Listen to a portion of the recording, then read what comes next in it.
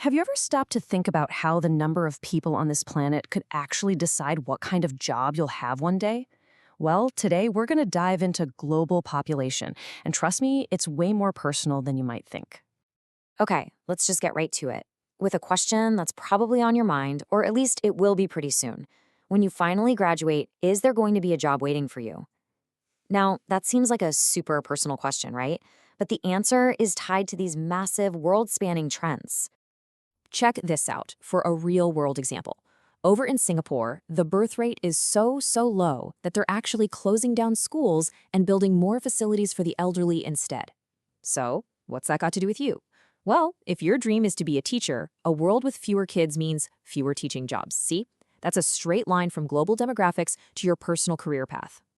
But here's the thing, these huge shifts in population aren't just random. Nope, there's actually a model, a tool that geographers use to make sense of it all and track how populations change over time.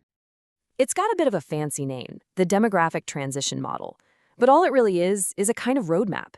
It shows the journey a country's population takes, from having tons of births and deaths to having very few of each. And this graph right here, this is the heart of the whole thing. Let's break it down real quick. That green line tracks the birth rate, and the red line, that's the death rate. The big gap between them shows us the natural increase, basically how fast the population is growing. We're going to walk through this step by step. The whole model is broken down into 4 clear stages. You can almost think of it like a journey that every country goes on, just, at its own speed. Let's get into it. So we kick things off at stage 1, pre-transition. This was pretty much the reality for all of human history until just a few hundred years ago. In this stage, you've got really high birth rates and really high death rates. So lots of babies were born, but life was incredibly tough and uncertain, and sadly, many didn't survive for long. The two rates pretty much canceled each other out, which means the total population hardly grew at all. Thankfully, no country on Earth is still stuck in stage 1 today. But then, something huge happens. A massive change kicks in, and it pushes countries into stage 2, the early transition. And believe me, this is where things get explosive. Okay, so what's the big shift here? The death rate suddenly plummets. But, and this is the absolute key, the birth rate stays high. So what do you get when you have the same number of babies being born, but way fewer people dying? You get a population explosion. And get this, it wasn't caused by some high-tech modern medicine, it was caused by the basics, having enough food and simple things like cleaner water. Okay, let's move on to stage 3, the late transition.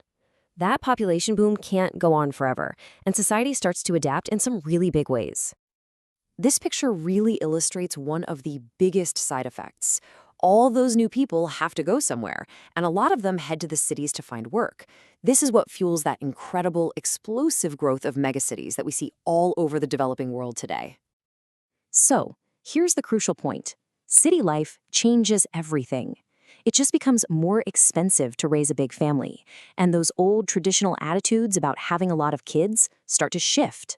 Because of that, the birth rate finally starts to drop, and that population explosion begins to cool down. And that brings us to the final stage, which, hey, is where developed countries like Canada are right now. This is stage 4, post-transition. So in stage 4, everything kind of levels out. Both birth and death rates are low and stable. The total fertility rate, which is just a fancy way of saying the average number of children a woman has, it drops way down. Now, to keep a population stable, that number needs to be about 2.1. That's called the replacement rate. In Canada, it's down around 1.6. That means without immigration, our population would actually start to shrink. So, we've got the model down, but here's the reality check. While Canada's hanging out in stage 4, a lot of countries are still back in stage 2 or 3. And this creates a massive gap around the world and some of our planet's biggest challenges. One of the most serious of these challenges is something called the demographic trap. This is when a country's population is growing so incredibly fast that it just can't keep up. All of its resources, all of its money goes into just feeding and housing people, with nothing left over to invest in things like education, healthcare, or creating jobs. It becomes a vicious cycle of poverty. This graph tells such a powerful story. I mean, look, while global poverty has been going down for decades, you can see that top line, the one for fragile states, has barely moved. These are the countries that are caught in that demographic trap, and they just can't seem to break free. Seeing this stuff brings up a really tough question for us. As a wealthy stage 4 country, what's Canada's role in all of this? I mean, how should we respond? Well, one answer is foreign aid. And if you just look at the total amount of money we give, Canada is a pretty big player. We're ranked ninth in the world, giving around 5 billion US dollars. That is a lot of money. But there's always another way to slice the data, isn't there? What if we look at that aid money as a percentage of our entire economy? Well, by that measurement, the picture looks a little different. Canada actually drops to 15th place, and we're well below the target set by the UN. It just goes to show there are different ways of looking at our contribution. Of course, it's not all about what the government does. Not at all. A lot of Canadians give their own money directly to non-governmental organizations, NGOs. These groups, like Help Lesotho, take private donations and do absolutely amazing work on the ground, like building schools right where they're needed most. Wow, okay. We've gone from your future career to a global population model, all the way to foreign policy. Let's bring this all the way back to where we started, you and your future. For your parents' or grandparents' generation, the dream was often retiring early. But in a Canada with an aging population and fewer young people joining the workforce, your reality might be pretty different. Is it possible you might have to work until you're 70 or even older?